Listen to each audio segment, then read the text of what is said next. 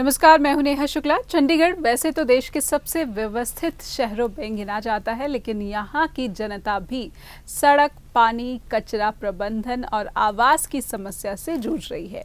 16 ने सच में आज हम ये समझने की कोशिश करेंगे कि वो क्या कारण है जिनके चलते चंडीगढ़ वासियों को भी मूलभूत ज़रूरतों की कमियां उठानी पड़ रही हैं, झेलनी पड़ी। हमारे साथ स्टूडियो में हमारे आज के मेहमान हैं Chandigarh residents association welfare federation के चेयरमैन हितेश पुरी। हितेश जी, आपका बहुत बहुत स्वागत करती हूं मैं। अब पहले तो मैं जानना चाहूँगी कि ये housing board, Chandigarh housing board के फ्लैट्स का क्या विवाद है। कुछ लोगों का कहना है कि उनके घर गिराने की कवायद में दिख रहा है चंडीगढ़ हाउसिंग बोर्ड। देखिए जी, एक ही चंडीगढ़ में अबाउट 68,000 फैमिलीज जी, फ्लैट्स में रहती हैं। चंडीगढ़ हाउसिंग बोर्ड के फ्लैट्स में रह रही हैं 68,000 जी। जी। अब जब ये अलॉट हुए थे उसके बाद अब तक लोगों ने अपनी नीड्स के अकॉर्डिंग उसमें कुछ चेंजेस, कुछ बदलाव कर दिए जी, जिसको Chandigarh housing board as a violations या encroachment on the government land इसके तहत इसको ले रहा है और इसको तोड़ने की जो भी ये नोटिस वगैरह आ रहे हैं तो ये आने शुरू हो गए हैं और आते पहले भी थे। पहले इतना ज़्यादा इसको सीरियसली इशू को नहीं लिया जा रहा था, पर अब ये 2019 से इसके ऊपर हाउसिंग बोर्ड बड़ा सीरियस हुआ है और जिससे कि जो 68,000 फैमिलीज़ हैं उनमें 90% फैमिलीज़ अफेक्टेड हैं और वो इस टाइम डर के माहौल में जी रही हैं कि उनका आशियाना ना टूट जाए। जी हितेश जी, जैसे आपकी जो संस्था है Chandigarh resident association welfare federation, तो आप लोगों से मिलते रहते हैं और ये कहाँ से ये विवाद पैदा हुआ है कि अब लोगों को अपना आशियाना छीनने का डर सता रहा है? ये विवाद का जो जड़ है आप किसे मानते हैं? देखिए, जड़ यही है जी कि काम जब शुरू होता है, कोई भी वायलेशन का काम शुरू होता है, वो बड़े लो लेवल से स्टार्ट होता है जी। उस टाइम इसको नहीं रोका गया तो इससे लोगों की जैसे जैसे ज़रूरतें बढ़ती गई, जगह की चंडीगढ़ में कमी है तो उन्होंने अपने हाउसेज एक्सपेंड करने शुरू कर दिए। अब वो एक्सपेंशन इस हद तक पहुंच गई है कि अब वो सरकार को एक्सपेंशन नज़र आनी शुरू हो गई है, लोगों को एक्सपेंशन नज़र आनी शुरू हो गई है, जिससे कि चंडीगढ़ का जो नक्शा है, चंडीगढ़ की जो खूबसूरती है, जो सरकार को ये लग रहा है कि एक खूबसूरती पे अब दाग लगना स्टार्ट हो गया है, तो उन्होंने इसको जो भी वायलेशंस हैं इसको गिराने के लिए, ताकि आगे से ये वायलेशंस ना हों, तो ये जो उन्होंने ये उसकी जड़ है, तो यहाँ से काम शुरू किया है। जी, तो आप कह रहे हैं कि वायलेशन इतनी ज़्यादा हो गई है कि इतना स्ट्रिक्ट बनना पड़ रहा है चंडीगढ़ हाउसिंग बोर्ड को, लेकिन क्या क्योंकि जनता काफ़ी तादाद में प्रभावित हो रही है, तो क्या जनता ने अपनी जो है समस्याएं रखी हैं तो उस पर अमल करने की कोशिश में जो हाउसिंग बोर्ड है नज़र नहीं आ रहा है? क्योंकि जैसा आपने कहा कि चंडीगढ़ में जगह की कमी होती है और यही वजह है कि लोगों ने जो उन्हें फ्लैट्स दिए गए वहाँ पर जो अपना थोड़ा बहुत जो दायरा है बढ़ा लेने की कोशिश की। जो भी फ्लैट में जाएगा जी, रहने के लिए जाएगा, वो इतना ज़्यादा सक्षम नहीं होता है कि वो इंडिपेंडेंट हाउस को अफोर्ड कर सके, उसको उसी दायरे में रहना पड़ता है जी।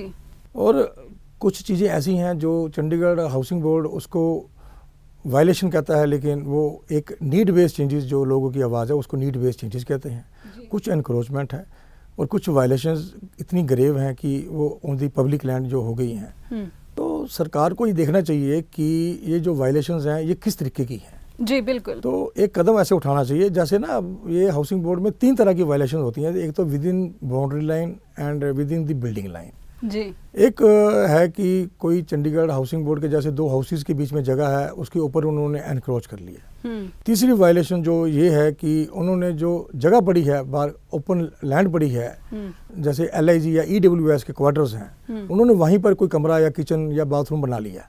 ये 3 तरह की लैंड्स हैं। जो तीसरी तरह की तो बड़ी ग्रेव है, उसके बारे में तो चल मैं ज़्यादा नहीं कमेंट करना चाहता, क्योंकि वो गरीब लोग हैं, वो कैसे गुजारा करेंगे एक कमरे में, जबकि किचन भी साथ में नहीं है जी। तो उनको किचन उन्होंने ऐसा बना लिया है। जैसे ये पहले वाली है with in the boundary line and within the building line, अगर कोई वायलेशन या ऐसी तरीके की कोई किसी ने कोई की है तो उसको उनको दे शुड स्टार्ट इट, कोई ऐसा प्रोसेस या ऐसी कोई स्कीम लाए और जो कोई थोड़ा बहुत उनको कोई पेनल्टी लगाकर उसको रेगुलाइज किया जाए तो ये ठीक रहेगा कि एक एक स्टेप करके आगे चलें। अगर आज ही हम उनको ये कह देंगे, थ्रेट कर देंगे जी हम आपके मकान को गिराने जा रहे हैं तो किसी का आशियाना गिराना, तो इसका मतलब आप ये कहना चाह रहे हैं हितेश जी कि पहले तो बड़े पैमाने पर अनदेखी की गई हाउसिंग बोर्ड की तरफ से कि इतना वायलेशन हो रहा था, किस लेवल का हो रहा था, इन सब चीज़ों को नज़रअंदाज किया गया और अब जब लग रहा है कि बहुत ज़्यादा तादाद में ये चीज़ें सामने आ रही है, ऐसे मामले सामने आए तो सीधे सीधे सख्ती का रवैया अपनाते हुए हाउसिंग बोर्ड अब कह रहा है कि सबको गिरा दिया जाएगा जो भी नॉर्म्स के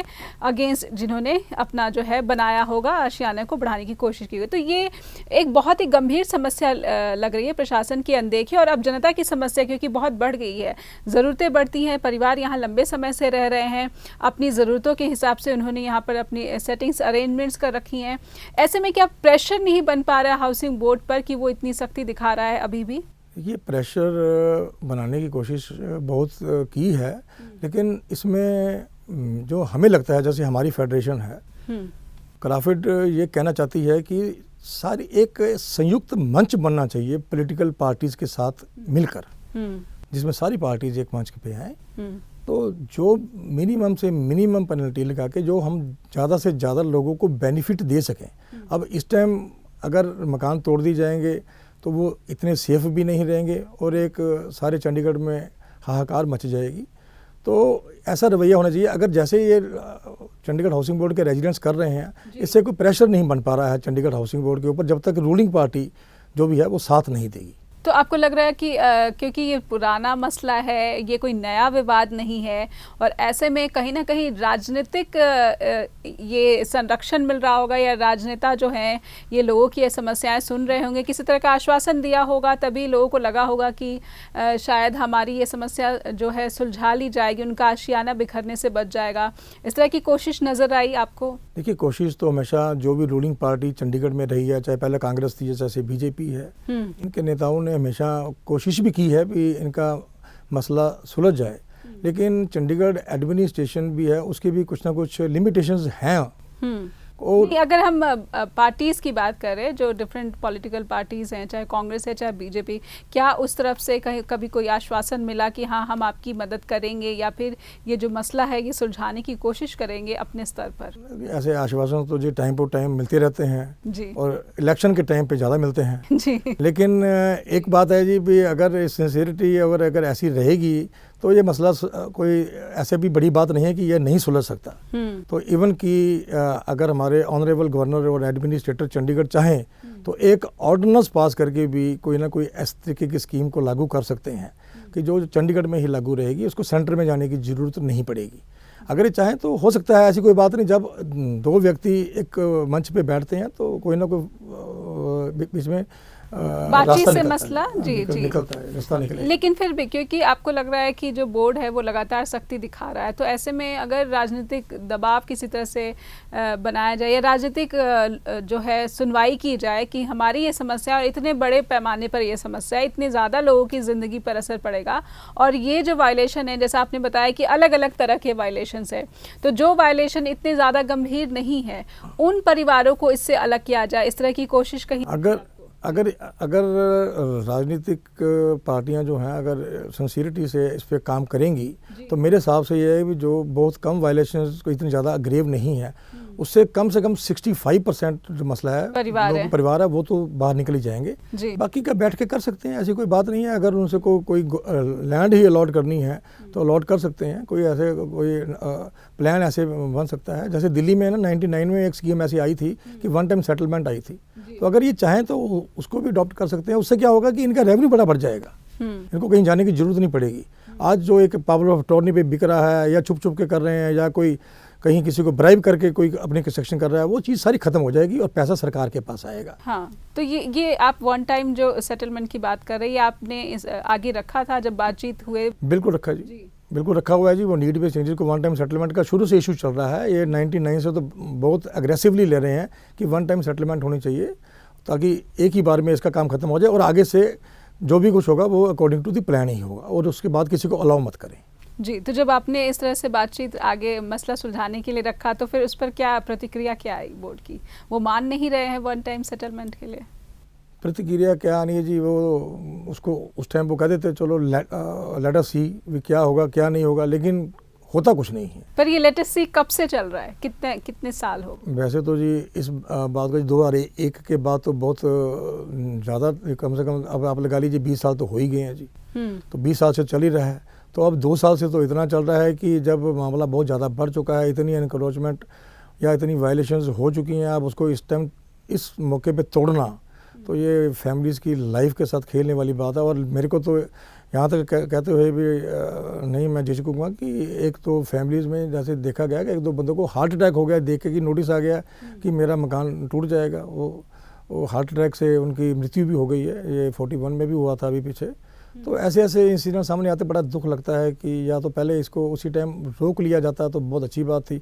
अब अगर बन गए हैं तो आप इसको रेगुलाइज करने के लिए ही आगे सरकार को कोई ना कोई कदम उठाना चाहिए। तो ये प्रशासन, जो प्रशासनिक अधिकारी हैं, क्योंकि आपने कहा कि इतने लंबे समय से ये जद्दोजहद चल रही है लोगों की, जिन्होंने अपना घर यहाँ पर इसको बनाया है और सोचते हैं कि यही हमारा सब कुछ है और परिवार की ज़रूरतें ये पूरे करता है जगह, तो इसके बावजूद जो प्रशासनिक अधिकारी हैं वो नहीं मान रहे हैं। तो क्या वजह है, वो क्या दलीलें दे रहे हैं कि हम ऐसा नहीं कर सकते हैं क्योंकि हमें कानून इसकी इजाज़त नहीं देता?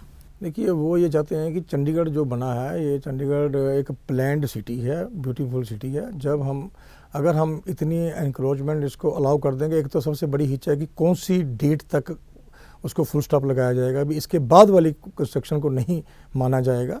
एक तो ये उनमें हिच है। दूसरी ये भी जो इतनी बड़ी वायलेशन हो गई, अब उससे चंडीगढ़ का जो एक ढांचा वो बिगड़ रहा है। तो जो चंडीगढ़ की ब्यूटिफिकेशन है वो बिगड़ रही है, एक प्लान्ड सिटी नहीं रह रहा है। तो वो कहते हैं किसी भी स्टेट की कोई कंजस्टेड सिटी ना बनाइए, तो चंडीगढ़ को जो चंडीगढ़ का स्टेटस दर्जा मिला है, सारे वर्ल्ड में मिला है, उसकी ब्यूटिफिकेशन को एज इट इज़ रहने दीजिए ताकि। लेकिन हितेश जी, ये बात कितनी बेमानी लगती है कि आप कहते हैं कि चलिए चंडीगढ़ तो एक हेरिटेज सिटी है, लेकिन जब यहाँ पर भी बढ़ती आबादी का असर आता है, यहाँ पर भी लोगों की जनसंख्या बढ़ रही है, तो उन लोगों की ज़रूरतों को पूरा करने का दायित्व भी प्रशासन का है।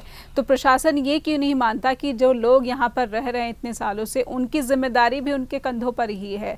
सिर्फ ये कहकर कि ये हेरिटेज सिटी है और हम इस चीज़ को यहाँ पर होने नहीं दे सकते, ये क्या प्रशासन के अधिकारी बचने की कोशिश नहीं कर रहे अपनी जिम्मेदारियों से? मैं तो जी ये कहूँगा कि अगर उनको ऐसे लगता था कि ये जो फ्लैट्स हैं बनाकर चंडीगढ़ की ब्यूटिफिकेशन खराब हो जाएगी, तो उनको फ्लैट बनाने ही नहीं चाहिए थे। तो उन्होंने बनाए क्यों?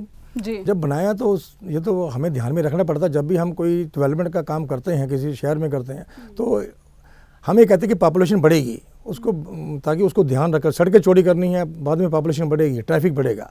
जब उसको करते हैं तो जब फ्लैट बनाया था तो उसको भी तो ये उनको देखना चाहिए था भी कल को फैमिली बढ़ेगी। आज एक फैमिली में सिर्फ 2 पर्सन है, तो कल को बच्चे भी होंगे, तो आगे बच्चों की आगे फैमिली होगी, बच्चों की भी शादी होगी। तो अब इनकी तर्ज क्या रहती है जी, अब जो बच्चे हैं जी वो तो बाहर नौकरी करेंगे, हमने बच्चों को थोड़ा दिया है। हमने तो ये थोड़ा सा एक बड़े इरेलीवेंट से कई बार जवाब उनसे एडमिनिस्ट्रेशन से आते हैं।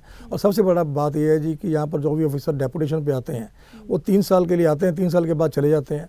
जो उसका काम जो भी किया होता है वो आगे उसको कंटिन्यू आगे वाला अफसर करेगा कि नहीं करेगा ये नहीं पता चलता, क्योंकि यहाँ पर कोई पॉलिटिकल सिस्टम। यही वजह है कि लेटेस्ट सी वाला जो दौर चल रहा है वो 20 सालों से यही है कि 3 साल के बाद अधिकारी बदल जाते हैं और समस्या की जो सुनवाई है वो वहीं की वहीं रह जाती है। ऐसे में क्या उम्मीद करते हैं आप, बीजेपी से क्या उम्मीद करते हैं कि यहाँ की सांसद किरण खेर हैं, उन्होंने इस मसलों पर क्या कुछ कहा है अब तक? देखिए जी, सांसद किरण खेर जी ने जब इलेक्शन हुए थे तब हमने उनसे भी रिक्वेस्ट करी थी, उन्होंने भी खैर बड़ा सीरियसली इसको पहले टेक ओवर किया। लेकिन ये मसला इतना कॉम्प्लिकेट हो चुका है, ये सेंटर की इंटरवेंशन के बिना ख़त्म होने वाला नहीं है। तो सेंटर में तो जाना पड़ेगा। अब अगर बीजेपी चाहे तो इसको सेंट्रल लेवल पे ले जा सकती है, क्योंकि इस टाइम मेजॉरिटी है उनकी, तो होम मिनिस्ट्री से कराने में इसको कोई प्रॉब्लम नहीं आनी चाहिए। अगर वो ये चाहते हैं कि होम मिनिस्ट्री से कराने पे सारे भारतवर्ष पे इसका इफेक्ट पड़ेगा, तो वो इनको भी रिक्वेस्ट कर सकते हैं, गवर्नर साहब को भी, अब एक विंग दी एडमिनिस्ट्रेटर या ऑर्डिनेंस पास करके भी यहाँ पर ये एक रिलीफ दे सकते हैं। और बड़ा मेजर रिलीफ अगर ये दे देंगे तो सारे रेजिडेंट्स और हम क्राफ्ट वाले भी जो फेडरेशन है we will be grateful to the government. Hitesh ji, मैं आपसे ये जानना चाह रही हूँ कि अब क्योंकि सख्ती ज़्यादा दिखा रही है, जो हाउसिंग बोर्ड ज़्यादा दिखा रहा है, तो अब क्या लग रहा है कि ये जो फ्लैट्स का जो वायलेशंस हुआ है, ये इंक्रोचमेंट है, उसको हटाने की जो प्रक्रिया या कार्रवाई शुरू करने वाला है बोर्ड, या ये बहुत जल्द करने वाला है, अगले हफ्ते ही हो सकता है या कल ही हो सकता है? क्या आपको आशंका है? आशंका देखिए ये है जी कि वैसे तो अब इन्होंने एश्योरेंस दी है रूलिंग पार्टी ने कि अभी इमीडिएटली हाउसेज नहीं गिराए जाएंगे, निकट भविष्य में नहीं होगा। नहीं, अभी उन्होंने 1 साल के लिए बोला है जी, भाई 31 तारीख तक, जो ये अभी 2021 तक नहीं होगा, उसके बाद कोई पॉलिसी अगर इन बिटवीन कोई पॉलिसी बन जाती है तो ठीक है, नहीं तो फिर देखेंगे उसके बाद में क्या होगा। अभी जो रिलीफ है वो 1 ही साल का रिलीफ है, यानी ये पूरे 2021 दिसंबर तक ये फ्लैट्स पर किसी तरह की आंच नहीं आएगी, ये हम एक्सपेक्ट कर रहे हैं, क्योंकि उन्होंने एश्योरेंस दी है। ये एश्योरेंस किन की है, एक बार फिर से? ये रूलिंग पार्टी की भी है और ये गवर्नर साहब की तरफ से भी एक बयान भी आया था, उनकी तरफ से भी आया था भी अभी भाई अभी इमीडिएटली इसको रोक दिया गया है कि ये अभी इसको नहीं तोड़ा नहीं जाएगा। लेकिन चलिए, अगर ये आशंका खत्म हो गई कम से कम 1 साल के लिए कि गिराए नहीं जाएंगे, लेकिन आशंका के साथ साथ ये जो 1 साल का जो दौर है, समय है, इसमें समाधान पर बातचीत हो रही है? समाधान पे जी हमने तो दिया हुआ है इनको, जो भी लिख कर दिया भी कैसे कैसे काम कर सकते हैं। अगर कोई और उसमें संशोधन चाहते हैं तो हम तैयार हैं, हम एक ज्वाइंट कमेटी अगर ये चाहें तो बना सकते हैं, संयुक्त कमेटी बन जाएगी, तो उससे ऐसे हो जाएगा कोई ना कोई सोल्यूशन निकल जाएगा जिससे majority of the families they will be benefited, और एडमिनिस्ट्रेशन का भी ये जो सिरदर्दी ख़त्म हो जाएगी, और सबसे बड़ी बात इनमें एक अच्छा रेवेन्यू जनरेट हो जाएगा। जी, तो चलिए हम दूसरा मुद्दा उठाते हैं जो चंडीगढ़ का है, वो है कचरा प्रबंधन। बहुत ही ज़ोर शोर से इसमें जो है बवाल मच रहा है कि जो समय से सफाई, जो कचरा उठाना चाहिए वो नहीं हो पा रहा है, क्योंकि जो ऊपर से जिस तरह के ऑर्डर आए हैं वो सही तरीके से उनका एग्जीक्यूशन नहीं हो पा रहा है, सही से काम नहीं कर पा रहे हैं। क्या कहेंगे इसके बारे में? ये लंबा ही खिंच रहा है मसला। देखिए, ये मसला काफ़ी देर से चल रहा है कि हमें गीला कचरा और सूखा कचरा इसको सेपरेट करना है, सेग्रीगेट करना है। गवर्नमेंट ने इंस्ट्रक्शंस भी दी हैं, लेकिन उसके बावजूद भी यहाँ पर गीला और सूखा कचरा सेग्रीगेट नहीं हो रहा है। जब घर से कलेक्ट किया जाता है तो वो एक इकट्ठा ही उसको सेग्रीगेट करके नहीं लेते, इकट्ठा ले लेते हैं और एक रेडी में डाल के उसको SSK तक पहुँचाते हैं, और वहाँ से वो आगे डड्डू माजरा में जहाँ पर इसका प्रोसेसिंग होती है वहाँ पर जाता है जी। तो इससे जो यहाँ पर इसका चंडीगढ़ का स्टेटस जो है, वो जो इसमें गार्बेज कलेक्शन में वो नीचे इसका स्तर गिरता जा रहा है। तो इसको मद्देनज़र रखते हुए सरकार ने जो ये सेग्रीगेशन का काम या घर से गार्बेज कलेक्शन का काम उन्होंने प्राइवेट कलेक्टर से लेकर खुद करने का फैसला जो किया है, तो वो अभी जो फैसला इन्होंने लागू किया है 22 या 23 दिसंबर को शायद एडमिनिस्ट्रेटर्स की तरफ से ये अपील ऑर्डर्स आए थे कि आपको कल से 1 सेक्टर से लेकर 30 सेक्टर तक प्राइवेट गार्बेज कलेक्टर कूड़ा नहीं कलेक्ट करेंगे। हमने 390 गाड़ियाँ ली हैं और वो खुद ही यहाँ पर आकर ये कचरा कलेक्ट करेंगी, और वो 1 से 30 सेक्टर तक उन्होंने शुरू कर दिया, और बाकी 30 से ऊपर जो सेक्टर हैं उनमें वो उन्होंने वैसे 14-15 जनवरी से शुरू करना था, लेकिन वो अभी स्टार्ट नहीं हुआ है। ये इसी वजह से स्टार्ट नहीं हो सका कि 1 से जो 30 सेक्टर में जो ये सरकारी गाड़ियाँ आती हैं कूड़ा उठाने, उनके ही काम पर सवाल उठाए जा रहे हैं कि वो सही से नहीं कर पा रही हैं, वो जनता के सुविधा के हिसाब से काम नहीं कर पा रही हैं, ऐसे आरोप लग रहे हैं। देखिए, बहुत बहुत पहले से, यानी ये कह लो शुरू से ये चल रहा है कि जो प्राइवेट गार्बेज कलेक्टर हैं वही घर से कूड़ा उठाते हैं। अब एक घर में 3 मंजिल हैं, तो नेचुरली अब जो गवर्नमेंट की गाड़ियाँ आएंगी वो ऊपर जाकर तो कूड़ा या कचरा कलेक्ट नहीं करेंगे, वो तो जब आएंगे या सायरन बजाते हैं तो यहाँ पर हमें नीचे आके कूड़ा डालना पड़ता है जी। तो जो प्राइवेट गार्बेज कलेक्टर थे वो इवन 3री मंजिल तक चढ़ के भी कूड़ा उठाने के लिए जाते थे। तो अभी जो रेजिडेंट्स हैं वो इतने ज़्यादा इस जो नए सिस्टम को यूज टू नहीं हुए हैं, और जो गवर्नमेंट की गाड़ियाँ आ रही हैं, मैंने तो ये देखा है कि 50% गाड़ियाँ खाली चली जाती हैं। इवन गार्बेज कलेक्टर अपनी पुरानी रेडियाँ लेकर ही आ रहे हैं और वो रेडी में गार्बेज कलेक्ट कर रही हैं, और ऊपर से इनकी गाड़ियाँ 1 से 30 सेक्टर तक इनकी गाड़ियाँ अलग आ रही हैं। तो अब प्रॉब्लम आ जाएगी जी कि अब पैसे किसको देंगे।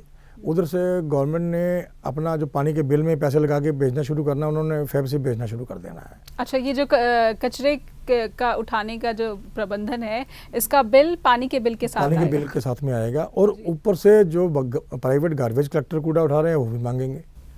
तो लोग जो हैं अब इतनी जल्दी तो ये काम होने वाला नहीं है कि इमीडिएटली जो सदियों से चल रहा हो कि घर से आगे प्राइवेट गार्बेज कलेक्टर कूड़ा उठाता हो और उसको पता है कि यहाँ पर कौन रहता है, इवन कि कोई आदमी बीमार है तो वो उसकी क्या ज़रूरत है, कोई आदमी बीमार है तो वो ऊपर जाकर भी उठा लेगा, उसको पता भी आज आंटी जी या अंकल जी बीमार पड़े हैं तो मैं ऊपर जाकर उठा लूँगा। ये थोड़ा उठाएंगे जो सरकारी हैं। तो इनको चाहिए जी कि ये ऐसे काम नहीं चलेगा जैसे कि इमीडिएटली किसी चीज़ को इन्फोर्स कर दिया जाए। तो मेरे हिसाब से ये है कि जो garbage collector, private garbage collector, उनको साथ लेकर ही, और एक इस तरीके का जो ये कोशिश भी हो रही है कि उनको बीच में जॉब देकर अगर काम शुरू किया जाए तो ये ज़्यादा बेनिफिशियल रहेगा। तो ये जो जॉब वाली आपने बात उठाई है कि इनको भी अपने साथ लिया जाए और तब ये काम जो है ज़्यादा अच्छे तरीके से हो पाएगा, तो इस तरह की जो मांग है इस पर क्या जो है जवाब मिला है? देखिए, जो सरकार है वो तो कह रही है कि आप अगर यहाँ पर हमारे पास रजिस्ट्रेशन कराइए तो हम गाड़ी में आप लोगों को साथ में लगाएंगे, आपको एक हेल्पर की तरह लेंगे। चाहे कोई गाड़ी ड्राइव करता है तो उसको एज ए ड्राइवर ले लेंगे, जो ड्राइव नहीं कर पाता है उसको हम साथ में कूड़ा उठाने वाला के तौर पे, हेल्पर के तौर पे ले लेंगे। तो आप अगर यहाँ पर रजिस्टर करवाइए तो उसके एवज़ में आपको हम जो भी है, जो सैलरी एज़ पर दी गवर्नमेंट नॉर्म्स, हम आपको तनख्वाह दे देंगे। एक तरह से कॉन्ट्रैक्ट का काम हो गया। तो ये ऑफर सरकार की तरफ से है। हाँ, लेकिन ये गार्बेज कलेक्टर कह रहे हैं कि जो ये MOU हमसे साइन करवाना चाहते हैं उसमें कुछ क्लॉजेज ऐसी हैं कि जो ये हम उसको मानते नहीं हैं। वो क्लॉजेज क्या है आपको पता है? नहीं, मेरे को मैंने तो इनसे MOU की कापी मांगी है, अभी बताइए क्लॉज क्या। यहाँ तक कि उन्होंने तो ये भी कह दिया कि हम 10-10 लाख का बीमा भी हम एक गार्बेज कलेक्टर को दे रहे हैं, और यहाँ पर भी जो कचरा जो भी ये बेचते हैं ना, सूखा कचरा निकाल लेते हैं बीच में से, कागज़, गत्ता वगैरह, बोतल निकाल लेते हैं, जो कबाड़ी की दुकान बेचता है, उसकी भी पेमेंट अब सरकार ने बोल दिया। पहले तो वो नहीं दे रहे थे, वो भी अब हम इन्हीं को दे देंगे जो वहाँ के गार्बेज कलेक्टर हैं।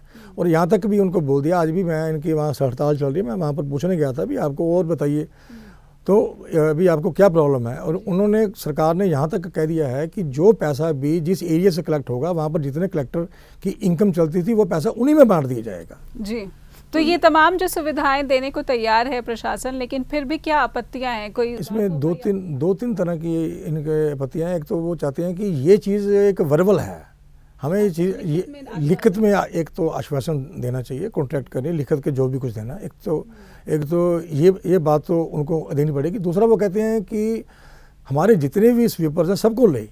अब ये इनके जो रिकॉर्ड में वो 1700 गार्बेज कलेक्टर है।